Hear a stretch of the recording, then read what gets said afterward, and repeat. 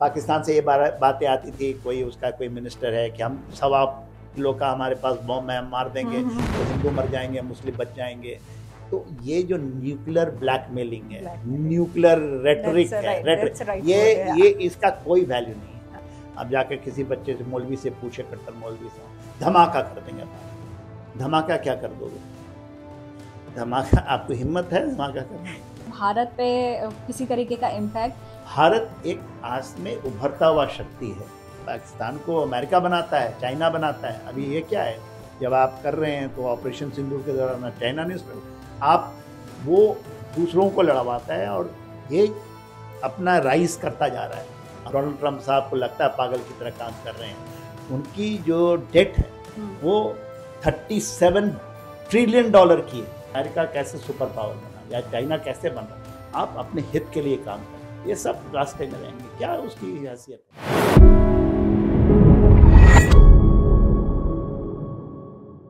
आज बात करेंगे एक ऐसी खबर की जो दुनिया की कहें सबसे बड़ी खबरों में से एक होगी तो गलत नहीं होगा। ईरान और इजराइल के बीच का कॉन्फ्लिक्ट और इसका असर पूरी दुनिया पर क्या पड़ रहा है और क्या भारत इससे अफेक्ट होगा या हो रहा है। ये सब तमाम बातें हैं या सवाल हैं जिनके जवाब जानने थोड़े ज़रूरी हो जाते हैं। तो इसीलिए हमारे साथ एक खास मेहमान हमारे पॉडकास्ट में आए हुए हैं, रिटायर्ड मेजर जनरल के सिन्हा जी। बहुत बहुत स्वागत है सर आपका हमारे पॉडकास्ट बातें अनलिमिटेड में। तो सबसे पहले आगे हम भारत पर भी इस पर चर्चा करेंगे, इस कॉन्फ्लिक्ट से रिलेटेड, लेकिन पहले ये जानना चाहूंगी कि ईरान और इजराइल के बीच में ये आखिर जंग शुरू क्यों हुई, रीजन क्या है, क्या इसकी रूट्स हैं? जैन टू यू एंड जैन टू योर व्यूअर्स। ये जो आप देख रही हैं इजराइल एंड ईरान के ऊपर में जो कॉन्फ्लिक्ट अभी जो शेप लिया हुआ है, जो कि actually armed conflict, it is taken up earlier, it was a shadow war, now अभी आर्म कॉन्फ्लिक्ट है। तो इसमें आपको थोड़ा हिस्ट्री में स्लाइटली समझने की ज़रूरत होगी और थोड़ा पीछे चलते हैं। 1948 में इजराइल बना, हमें पता ही है। उसके बाद Iran was before that, but जो इनके बीच के संबंध थे 1948 में बनने के बाद 1953 में ईरान के अंदर में एक रेवोल्यूशन आती है एंड साफ Iran comes up. Before that वो एक रेडिकलाइज्ड ही एक तरीके का वहाँ पर रिजीम था। तो रिजीम चेंज 1953 में हुआ, साफ ईरान आए।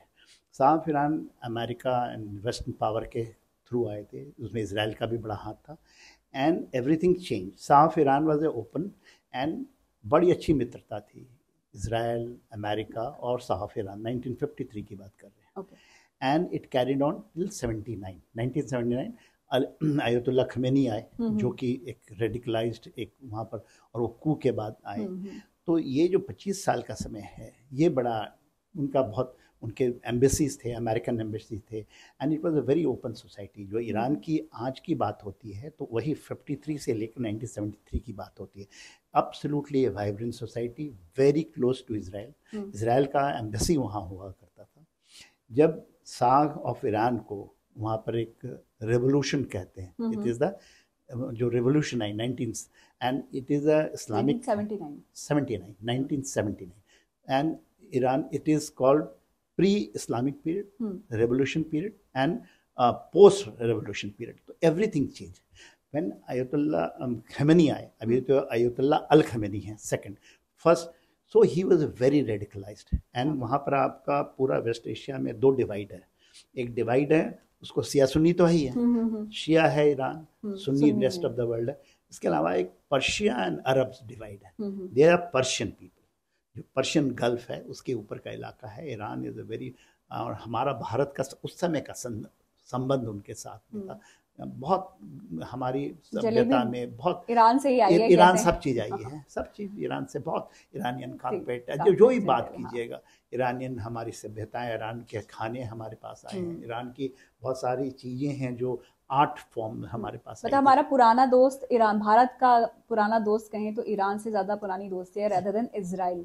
1948 में जब इजराइल बना तो भारत ने उसको रिकॉग्नाइज नहीं किया था, बिकॉज वहाँ पर जो बेसिकली यहूदी और फ़लस्तीन, जो इजराइल एंड फ़लस्तीन की ये थी, तो भारत उस समय तटस्थ था, एब्सोल्युटली तटस्थ था। बट 1970 जो 9 के पहले की 53 से लेकर जब वो वाइब्रेंट हुआ, तो उस समय हमारी सभ्यता, क्योंकि वहाँ पर फैशन जो आज आप सुनते हैं हॉलीवुड, उससे भी ज़्यादा था ईरान में, openness and all those thing and equal right and all those thing. मगर ये जो आया वहाँ कट्टरता, और जब आयतुल्लाह ख़ुमैनी साहब आए, पूरी की पूरी चीज़ें, क्योंकि उन्होंने वहाँ पर जो लेकर आए इस्लाम का जो जिहादी स्वरूप, वो लेके चला, और वो अभी भी चल रहा है, और वो एक क्लोज सोसाइटी हो गई। तो इसमें आप देखिए कि कॉन्फ्लिक्ट का कारण क्या है। 1979 में जब वो आए, तो उन्होंने कहा death to Israel and death to America, क्योंकि अमेरिकन एम्बेसी 1979 में जब वो कू हुआ, इस्लामिक कू हुई, तो उन्होंने पूरे एम्बेसी को, स्टाफ को पकड़ लिया था बहुत लंबे समय, 3-4 महीने रखा। 250 से भी ज़्यादा अमेरिकन उनके बंधक थे, और इजरायली तो वहाँ से निकल चुके थे। मगर उसके बाद उन्होंने इजराइल की एम्बेसी को, उन्होंने फ़लस्तीन PLO को दे दी थी, और अमेरिका को भी वहाँ से निकलना पड़ा। तो वो उसकी कहानी है। और ये उनकी कट्टरता इतनी ज़्यादा हो गई कि उन्होंने कहा कि हम एनीथिंग डेड टू इजराइल, हम इजराइल को देखना ही नहीं चाहते हैं, यहूदियों को देखना ही नहीं चाहते, और इसी तरह अमेरिका को नहीं देखना चाहते हैं यहाँ। और वो जो डिवाइड है इतनी ज़्यादा है, क्योंकि जो अरब कंट्री है, आप देखिए नीचे से, यदि आप ईरान को ऐसे देखते हैं तो नीचे से आप देखिए ओमान है, जो पर्शियन गल्फ की बात है, उसके बाद UAE आता है, उसके बाद आपका बहरीन आता है, कतर आता है, और ऊपर में कुवैत चली जाती है, उसके बाद इराक है, तो और उससे सऊदी अरेबिया का हिस्सा है। तो ये जो डिवाइड है, और जितना इंक्लूडिंग जो जॉर्डन है, जहाँ फ़लस्तीनियों की संख्या सबसे ज़्यादा है, जब वहाँ से निकले फ़लस्तीन में, जब उनका स्पेशल 1948 के बाद, और काफ़ी वॉर हुआ, 6 डेज़ की वार को बहुत माना जाता है, क्योंकि उसी समय इसराइल जो था वो अनडिक्लेयर्ड न्यूक्लियर पावर बन गया था। 67 में उसने, वो अभी भी डिक्लेयर नहीं किया कि NPT साइन किया ही नहीं है। NPT तो भारत ने भी नहीं साइन किया है। हाँ, तो NPT का वो डिफरेंट स्टोरी है।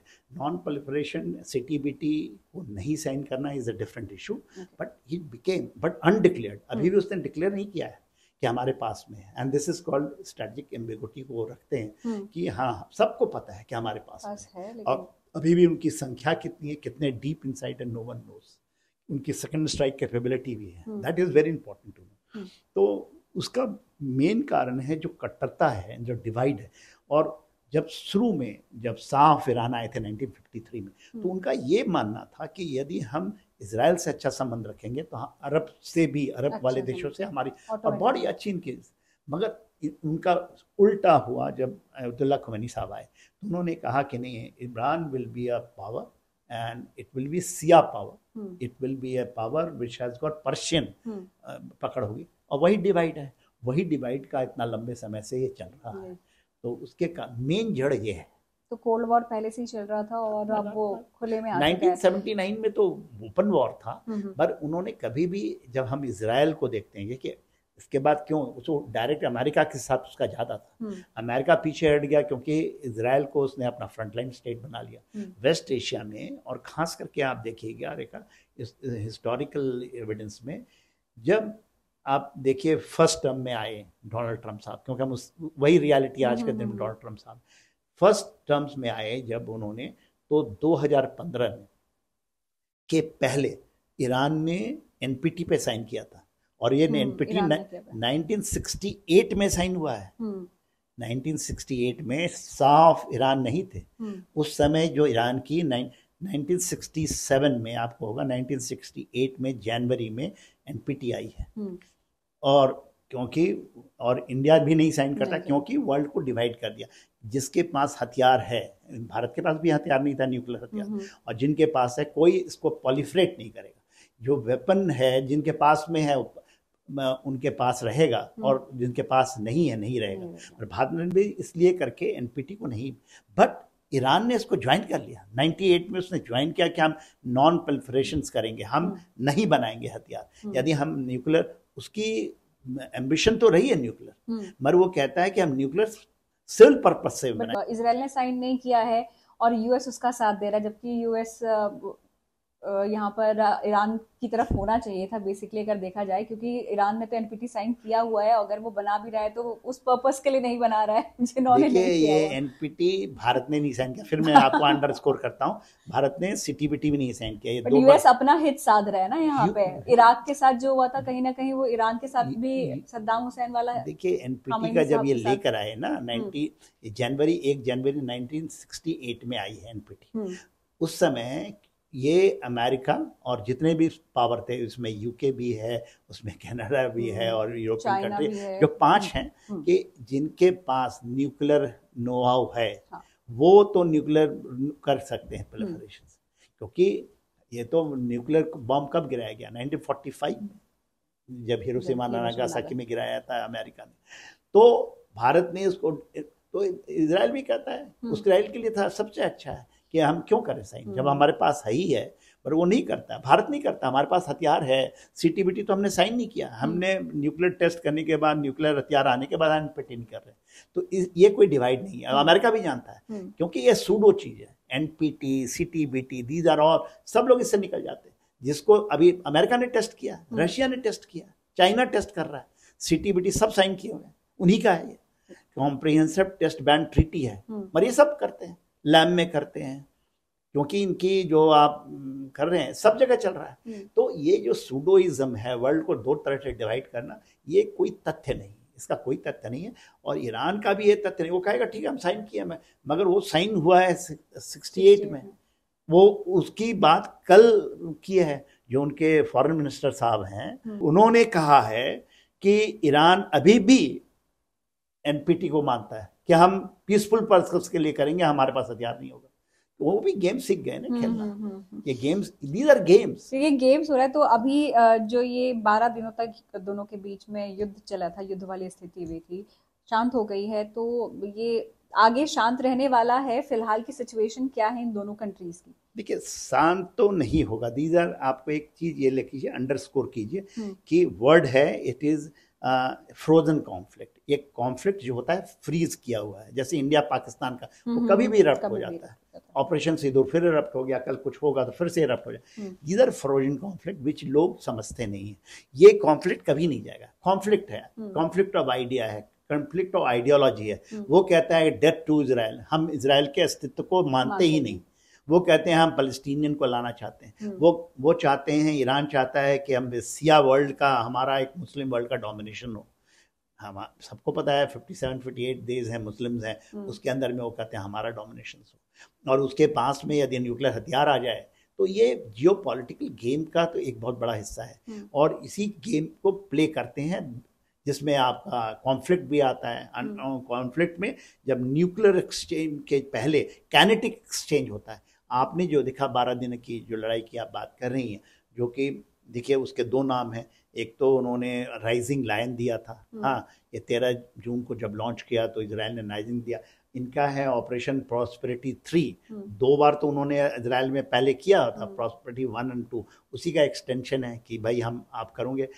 ये जो 13 दिन की वॉर हुई है, इन्होंने अभी तो नया दे दिया, जैसे इन्होंने ऑपरेशन, वो शायद बदलना चाह रहे हैं, ऑपरेशन प्रॉस्पेरिटी 3 की जगह में प्रॉस्पेरिटी 1-2 तो उन्होंने चलाया ही था, जो जिसमें ईरान ने was very aggressive through his proxies, जो एक्सिस ऑफ रेजिस्टेंस की बात करते हैं, हिजबुल्लाह, हूती, हमास, उसके थ्रू, तो बाई प्रॉक्सी, जैसे पाकिस्तान थ्रू प्रॉक्सी इंडिया को घेरना चाहता है, उसके लिए भी वो एक्सिस ऑफ रेजिस्टेंस आप कह लीजिए, चाहे लश्कर तोयबा है, जैसे मोहम्मद है, हिजबुल मुजाहिदीन है, जैसे वो उसने नाम दे दिया, और उसने IRGC से और कौन से, देखिए जब 1979 में अयतुल्लाह खमेनी साहब ने पावर लिया, तो एक ऐसा देश है ईरान, उसने एक जो वहाँ की सत्ता के लिए उन्होंने एक IRGC बनाई, इस्लामिक रेवोल्यूशनरी गार्ड जो है, गार्ड कोर है, वो वहाँ की मिलिट्री अलग है, ये अलग है, मगर ये मोर पावरफुल है, ये उसकी आर्मी भी है, नेवी भी है, एयरफोर्स भी है, न्यूक्लियर प्रोग्राम में उसके अंदर में। तो वो उन्होंने बनाया, और उन्होंने उसका एक कुड फोर्सेस है, कुड, जिसमें आपने कासिम सुलेमानी का नाम सुना था, जो 2020 में मारे गए थे। तो और वो उन्होंने एक्सिस ऑफ रेजिस्टेंस बनाया, और जितने भी पहले तो सिया, जितने मुल्क हैं, जैसे लेबनान में जो सियास, हिजबुल्लाह सियास हैं, कतब जो हिजबुल्लाह है वो इजराइल के इराक के ऊपर नॉर्थ में वो हैं। उसी तरह सीरिया में कुछ फोर्सेस थे जो सियाइज थे। यमन पूरा का पूरा सियाइट है, सिया मुल्क है, मगर जो हमास है वो सुन्नी है। तो इन्होंने वो एक्सेस ऑफ रेजिस्टेंस बना करके सोचा कि इजराइल को हम पकड़ लेंगे। और क्यों उन्होंने किया, अब आप देखिए, आप ट्रांस अटलांटिक एरिया को देखिए। यदि आप देखती हैं ना, अटलांटिक में हम कहते हैं रशिया यूक्रेन की जो वॉर है वो ट्रांस अटलांटिक कहलाती है, जिसमें यूरोप है और इसमें एशिया पैसिफिक है। तो एशिया यूरेशिया के अंदर में जो, तो वहाँ वॉर चल रही थी, 2022 से चल रही है, फरवरी से। वो वहाँ से शिफ्ट करके मेडिटेरियन में आती है। अब आप बताइए, इन्होंने यूज़ किसको किया? हमास को यूज़ किया। 7 अक्टूबर 2023 को जो उन्होंने इजराइल के अंदर में हुआ था, अब आप देखिए वो गाजा से ही अटैक आई थी। तो उनका उस समय, अब तो ये आ रहा है कि उनका जो मेन एम था कि वहाँ पर ही आपका नेगेव डेजर्ट्स हैं जहाँ पर इजराइल का न्यूक्लियर, तो मेन एम उनका वो था। ठीक है, उन्होंने कत्ल-गारत किया, वहाँ से 250 से भी ज़्यादा लोगों को ले गए और जिस तरह से और वो अभी भी खत्म नहीं हुआ। गाजा का तो पूरी तबाही हो चुकी है हमास की, मगर वो तो आपको सुन्नी है, वो सिया नहीं है, सियाइट नहीं है। मगर उन्होंने जो एक्सिस ऑफ रेजिस्टेंस बनाई, तो ये उसी तरह पाकिस्तान का आप ले लीजिए, तब भारतीयों को समझ में आएगा जो और इन्होंने सीखा कहाँ से? इन्होंने सीखा पाकिस्तान से। पाकिस्तान डायरेक्ट आपसे लड़ता नहीं है, फ्रोजन कॉन्फ्लिक्ट यहाँ भी है, फ्रोजन कॉन्फ्लिक्ट वहाँ भी है। वो चाहते हैं, स्ट्रेटजी ऑफ 1000 कट क्या है जो जब हक ने शुरू किया था, इंडिया को ख़त्म कर दिया। वो चीज़ जो हमारे साथ करते हैं, उसके लिए उन्होंने 3 बड़े जो जिनको कहते हैं तंजीमें, जिसको हम तंजीमें कहती हैं, जो है आपका जैसे मोहम्मद लश्कर तोयबा, ये जो अभी आपने देखा भावलपुर में मरकज सुबहान अल्लाह को ख़त्म किया गया, आपने देखा होगा ना, उसमें जो फायरिंग हुई है, या जो मरकज है उसका तोयबा का जो मुरिदके में, ये दोनों के सेंटर हैं वहाँ पर। तो उसी तरह उनके सेंटर्स हैं, लेबनान में होता था, सीरिया में होता था। सीरिया में इतनी पकड़ थी इजराइल की और IRGC की, कुर्द फोर्सेस की, और यमन में, क्योंकि ये उनके एक्सटेंडेड आर्म है, जैसे एकदम सेम रिप्लिका है इंडिया का रिप्लिका वहाँ। तो ये लेकिन सर मैं यहाँ पे, जैसे इजराइल ने यहाँ पर शुरुआत की बॉम्बिंग की ईरान पर, और ये कहकर कि भाई उसकी जो न्यूक्लियर एस्टैब्लिशमेंट है वहां पर उनको निशाना बनाया गया है। तो जो डिस्टेंस है, मेरे ख्याल से अगर मैं गलत हूँ तो मुझे करेक्ट, 1300 से 1400 किलोमीटर के आसपास का डिस्टेंस है। इस बीच में कई सारी जो कंट्रीज है उनके एयर स्पेस आते हैं, तो उनको भी खबर नहीं लगी कि इजराइल इस तरीके का कोई स्टेप उठाने वाला, उन्हीं का एयर स्पेस यूज करते हुए उसने ईरान पर बॉम्बिंग कर दी। देखिए रेखा, ये तो देखिए, यदि आप 2023 से देखेंगे, देखिएगा ना, उसी का एक्सटेंशन है ये। कोई ऐसा नहीं कि लड़ाई नया शुरू हो गया। तब क्या कर रहा था इजराइल? इजराइल ने तो हमास के ऊपर में गाजा में किया, फिर उसने वेस्ट बैंक में किया, फिर उसने लेबनान में किया, पूरा हिजबुल्लाह को मारा, उसके बाद मारा, वहाँ पर सत्ता बदली गई है। उसी तरह सीरिया में पूरे इजराइल, तो इतने बड़े इलाके, जॉर्डन तो अमेरिका के साथ में है, क्योंकि अमेरिका का 9 एयर बेसिस है इस इलाके में। यदि आप लेंगे तो यदि UAE में लीजिए, कतर में लीजिए, बहरीन में लीजिए, सऊदी अरेबिया में लीजिए, उसके बाद कुवैत में लीजिए, उसके बाद इराक में उसकी एयरबेस है, उसकी सीरिया में एयरबेस 9, अब तो 19 एयरबेसेस है, और एक सीक्रेट बेस और वो सऊदी अरेबिया में बना रहा है। तो उसकी पकड़ तो, और ये जो चीज़ मैं बताना चाह रहा था आपको, एक बीच में बात खत्म हो गई, जब अमेरिका ने अफगानिस्तान से निकलने की चेष्टा की, 2016 से ही प्लानिंग था, उसके पहले बराक ओबामा होते थे, उन्होंने कहा था कि हम निकल जाएंगे यहाँ से, और वो निकल गए। 2021 में निकले हैं वहाँ से, 20-21 में आपने सुना ही होगा, अफगानिस्तान छोड़ के चले गए। जो 20 साल तक वहाँ इतना पैसा इन्वेस्ट किया, इतने हथियार लेके गए, और उनका एस्टैब्लिशमेंट वहाँ से निकले। क्यों? उनको ऐसा लगा कि हमको यहाँ वेस्ट, जो मिडिल ईस्ट में हम इतना ज़्यादा घुसे हुए हैं, यहाँ से निकल के हमको इंडो पैसिफिक में जाना चाहिए, जो कि चाइना बहुत तेज़ी से आ रहा था। ताइवान का आप सुनती होंगी, जो 9 डैश लाइन है, या जापान, ये जो इलाका है, हमें यहाँ से निकल के यहाँ जाए। तो उन्होंने एक स्ट्रैटेजी बनाई थी। उसकी स्ट्रैटेजी की बात नहीं होती, बहुतों को पता भी नहीं हो क्या स्ट्रैटेजी। अमेरिका ने एक बनाया स्ट्रैटेजी, इसको अबव द हॉराइजन, माने हॉराइजन क्षितिज को कहते हैं, अबव द हॉराइजन स्ट्रैटेजी। हम कहीं डिप्लॉय नहीं करेंगे, कहीं पर हम अपना बूट्स ऑन ग्राउंड नहीं डालेंगे, मगर हम ऊपर से, यही है, और यही ये लड़ाई हो रही है। जहाँ पर आपके बूट्स ऑन ग्राउंड नहीं होंगे, इंटरवेंशन नहीं होगा, मगर आप मिसाइल मारिए, आप एयरफोर्स से आइए, आप उनको करेंगे, मगर वो आप उसको क्षति कर सकते हैं, मगर उसको आप उसको कैप्चर, इराक में उन्होंने बूट डाला था, बूट्स ऑन ग्राउंड हम नहीं चाहते हैं। उसी तरह अभी वहाँ पर 40,000 का जमावड़ा है, मगर वो करेंगे नहीं, वो कभी नहीं करेंगे, क्योंकि उनकी अबब दोहराई, तो उनको वहाँ से हट के आना पड़ा, उनको वहाँ से पुल आउट करना पड़ा। और अभी जो 40,000 50,000 ट्रुप उन्होंने डिप्लॉय किया हुआ है 19 बेसेस के अंदर में, इंक्लूडिंग उनके 4 एयरक्राफ्ट कैरियर्स हैं, तो अमेरिका का दैट आई विल से कि इट्स फेल्ड, या it is failed to that, उसमें China is successful to pull it back to West Asia. और उन्होंने, ये चाइना के कहने से हुआ है, रशिया तो उधर बिजी है, मगर उसके साथ भी बोला हाँ जो करना करिए। और उन्होंने ईरान को फ्रंटलाइन, पाकिस्तान को बनाता है, पाकिस्तान को अमेरिका बनाता है, चाइना बनाता है। अभी ये क्या है, जब आप कर रहे हैं तो ऑपरेशन सिंदूर के दौरान चाइना ने आप वो दूसरों को लड़वाता है, और ये अपना राइज करता जा रहा है, अपने शक्ति को बढ़ाता जा रहा है, और वो करेगा। वहाँ इजराइल और ईरान के बीच चल रही है, दुनिया पर किस तरीके का असर यहाँ पर नजर आ रहा है या आ सकता है आने वाले टाइम पे? देखिए, दुनिया के अंदर तो वर्ल्ड इज एट वॉर, ये आप समझिए। 21वीं हर एक सदी में, 19वीं सदी को लीजिएगा, 20वीं सदी को लीजिएगा, फर्स्ट क्वार्टर में या फर्स्ट क्वार्टर से भी तो 20वीं सदी में आप सेकेंड वर्ल्ड वॉर तो 1945 तक चला गया था, आधे समय तक वॉर होता है, फिर जियोपॉलिटिकल, तो ये जियोपॉलिटिकल का हिस्सा है। 19वीं सदी को ले लीजिए, और ये कोई दूसरी सदी नहीं है, 21वीं सदी। 21वीं सदी कहा जाता था, ये जियोपॉलिटिकल जिसको अंडरस्टैंडिंग है, 21वीं सदी एशिया की सदी है, ये जिसमें भारत है, चाइना है, इसकी राइज हो रही है। आपने सुना होगा, एक अमेरिकन इकोनॉमिस्ट हैं गोल्डमैन सैक के, ठीक है, हाँ, जिम नॉन, उन्होंने ये प्रेडिक्शन किया था, जो ब्रिक आप देख रहे हैं जो गए हैं, कि 4 कंट्री है, जिसमें ब्राज़ील है, इंडिया है, रशिया एंड चाइना है। ये 4 country when they will join the hand, they will cross G7, उससे भी आगे निकल जाएंगे इनकी अर्थव्यवस्था। तो आज के दिन प्रेडिक्शन ये है कि इंडिया इन 2050 तक, मेरा भी ये मानना है, everything is going very fine. तो हम यदि चलते रहे, ज़्यादा चीज़ नहीं फंसे, जैसे हम ऑपरेशन सिंदूर किया, अपना मिलिट्री एम खत्म किया, हम वहाँ से क्योंकि एग्जिट इज वेरी इंपॉर्टेंट, आप उससे कैसे निकल जाते हैं, और फिर आप इसको ओपन एंडेड एंड डिटरेंस बनाए रखते, तो भारत एकदम सक्सेसफुल है। यदि हम अपने को इस तरह से करेंगे, कोई आपको नहीं रोक सकता। भारत की बात कर रहे हैं आप, भारत पे किसी तरीके का इम्पैक्ट, क्योंकि इजराइल के साथ भी हमारे डिफेंस कॉन्ट्रैक्ट्स कई सारे हैं, ईरान से भी हम मतलब वहाँ पर एक्सपोर्ट तेल का काम हो गया, एनर्जी से रिलेटेड काम काफ़ी उधर से भी होता है। तो किस तरीके से यहाँ पर भारत अपने आप को बैलेंस कर रहा है इन दोनों कंट्रीज के बीच में, न्यूट्रल जो अपने आप को रख रहा है, क्या वो स्ट्रैटेजी काम आ रही है? देखिए, ये कहना आपका कि Bharat neutral, Bharat is never neutral.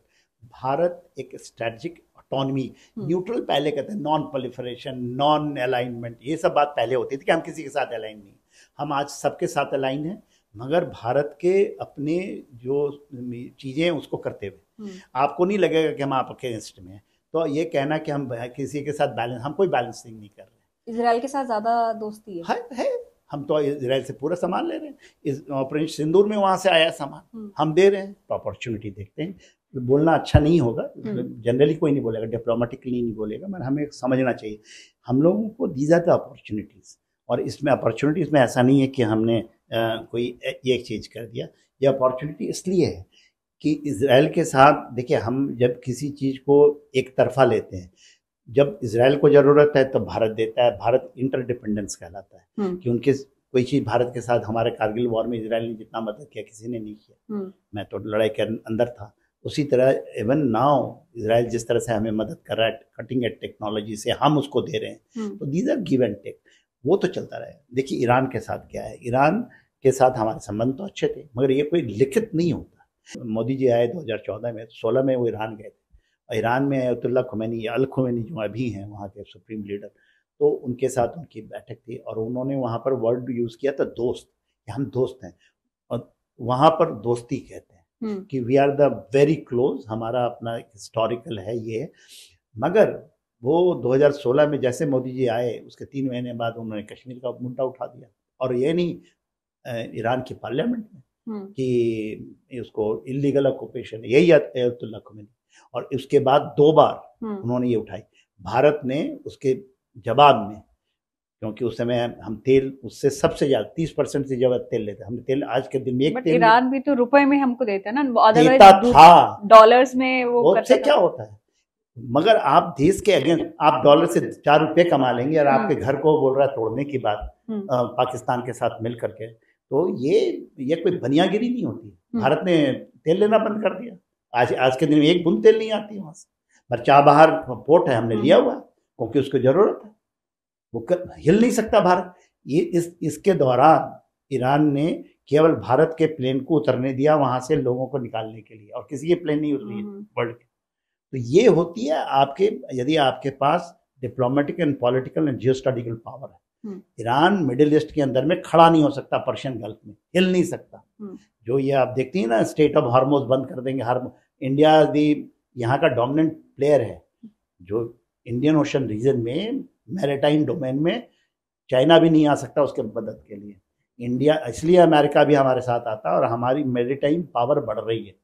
तो हमें ये नहीं डरा के काम करना है, मगर आपको अपनी ताकत का एहसास देना पड़ेगा।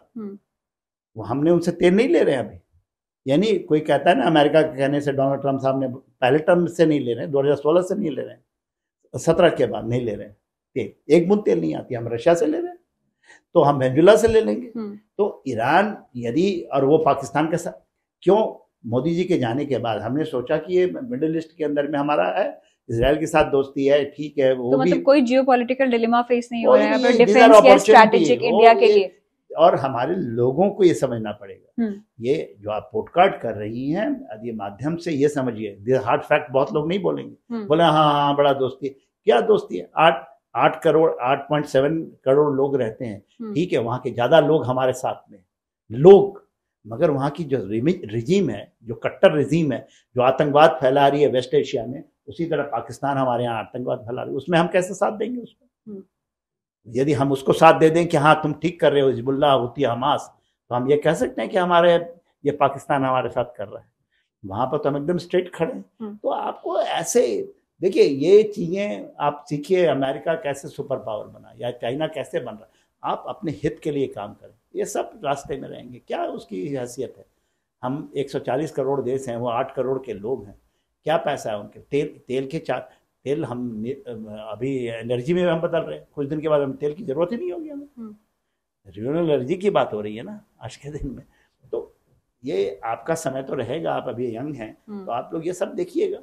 And India has to emerge out like this.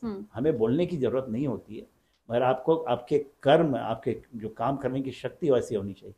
We must keep neutral in this, और कोई हमें जरूरत नहीं है उससे किसी के साथ। ऐसा नहीं है, हम सब काम, हम ईरान के साथ भी बिजनेस करेंगे, यदि तेल लेना होगा फिर लेंगे उससे।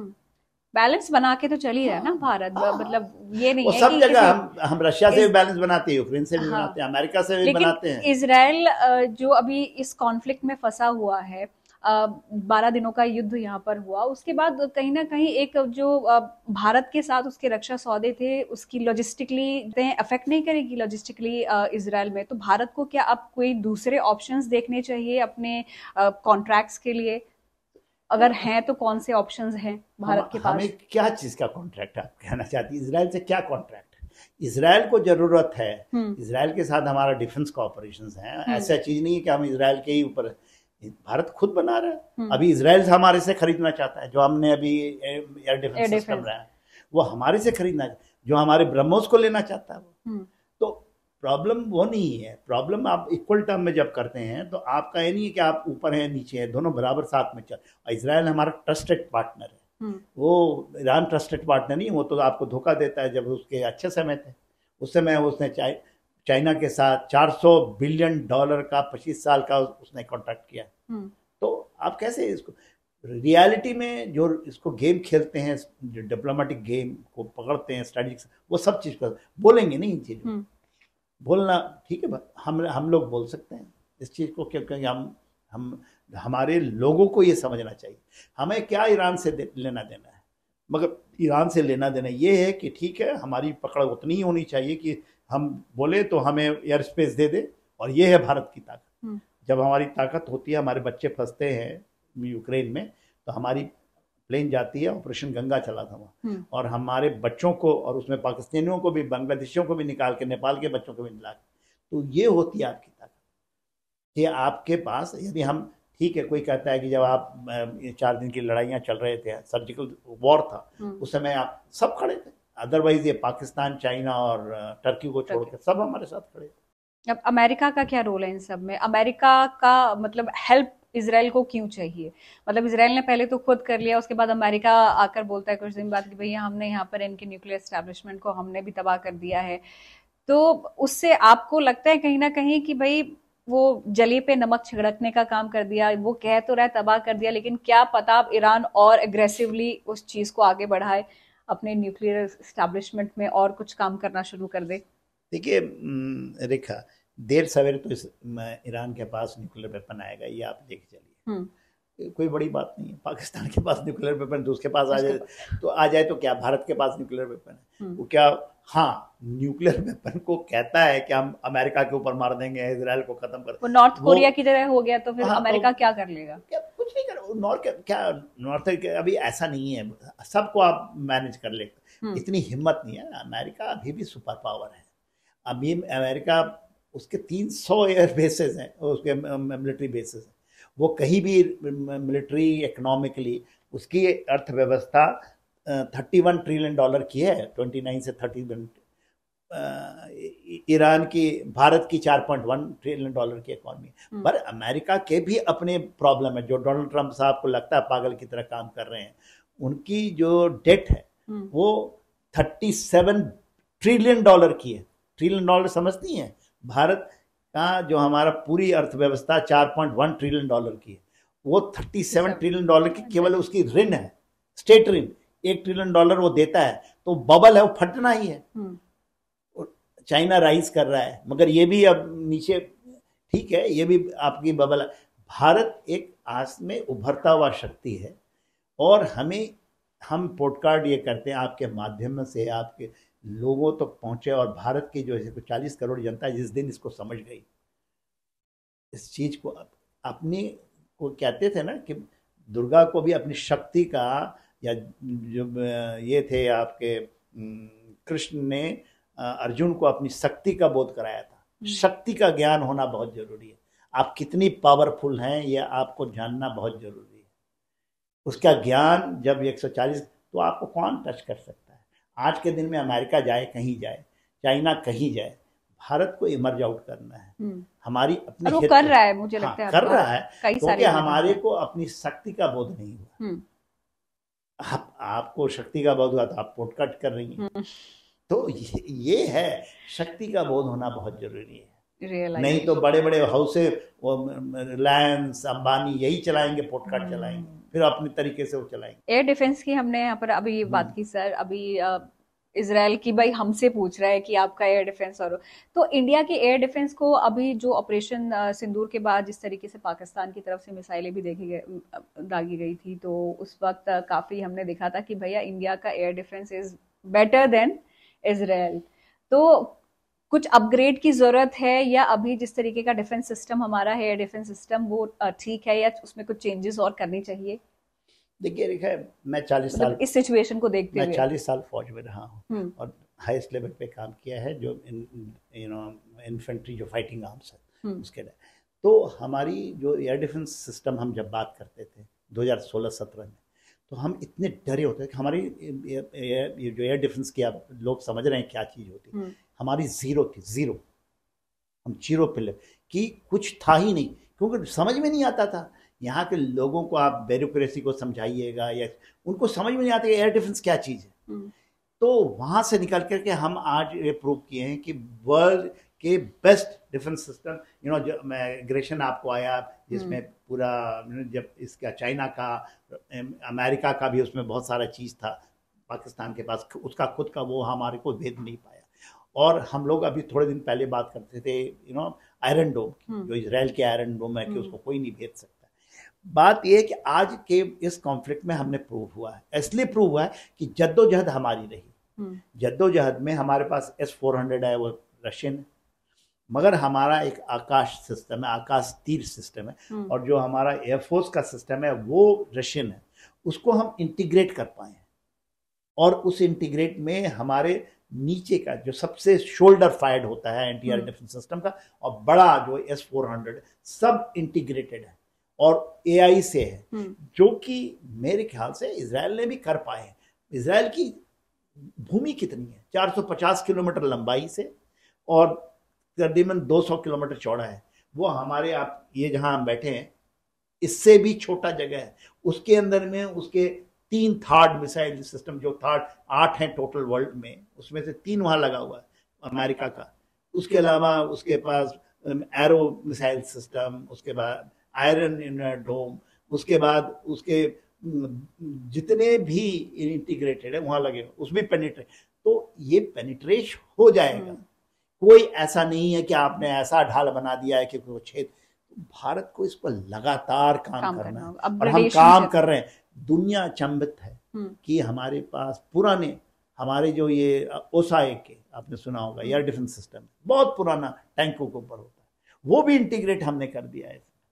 तो ये जब आपकी प्रोफेशनलिज्म होगा, और इसको बहुत सारे लोग जो सूडो हैं, जिनको कुछ नहीं, जो ज़्यादा नहीं कुछ जानते हैं, वो बैठ करके कुछ वेस्टर्न लिटरेचर पढ़ करके और सूडो तरीके से, भारत इसको सुनता रहा, भारत के डिफेंस अभी भी वो ज्ञान देना चाहते हैं कि ये पढ़ लीजिए, वो पढ़ लीजिए, वो पढ़ लो जी।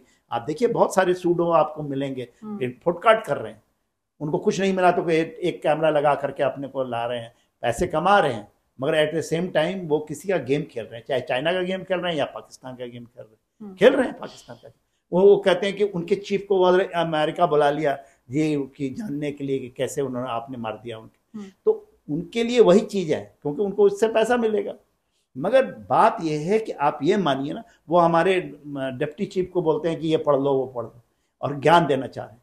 उनकी ज्ञान वेस्ट की 4 मूवी देख करके उससे है, और जिसकी 40 साल 45 साल और जिस तरीके से आया है, तो हमारे जवान बहुत अच्छा है। हम अपने तरीके से, आप उसको देसी तरीका कह लीजिए, जो मारुति होता है ना, मारुति को ही आप पंजाब जाइएगा तो वहाँ पर जो पंप होती है उससे वो गाड़ी बना के चलाते हैं, उसको मारुति कहते हैं, हैंड पंप।